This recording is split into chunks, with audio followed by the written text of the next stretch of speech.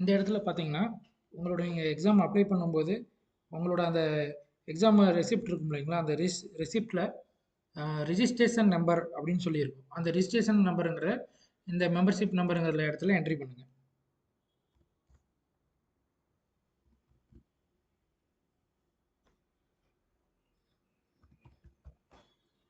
Entry பண்ணிட்டு கீழே இருக்கிற இந்த கேப்சா லெட்டர் இருக்கிறீங்களா? சேம் அதே மாதிரி கேபிட்டல் லெட்டர்ல இருந்து கேபிட்டல்ல, ஸ்மால்ல இருந்தா ஸ்மால்ல என்ட்ரி பண்ணுங்க. சப்மிட் கொடுங்க. இந்த இடத்துல அட்மிட் லெட்டர் அப்படின்னு சொல்லியிருக்கும். இதை கிளிக் பண்ணுங்க. அகைன் இந்த இடத்துல admit letter online certificate examination for business correspondent இருக்கும். அதை கிளிக் பண்ணுங்க. பண்ணீங்கன்னா இது மாதிரி வந்துடும்.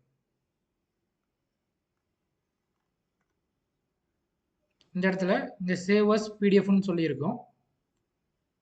இது மாதிரி ஓப்பன் ஆனதுக்கப்புறம் உங்களோட ஹால் டிக்கெட் காமிக்கும். இந்த இடத்துல சேவஸ் பிடிஎஃப்னு இருக்கும். அந்த பிடிஎஃப் சேவஸ் பிடிஎஃப்ங்கிறத செலக்ட் பண்ணிக்கோங்க. ஆட்டோமேட்டிக்காக உங்களோட அந்த ஹால் டிக்கெட் வந்து டவுன்லோட் ஆயிடும். அந்த அட்மிட் கார்டு வந்து டவுன்லோட் ஆயிடும். பாருங்க, டவுன்லோட் ஆயிடுச்சு.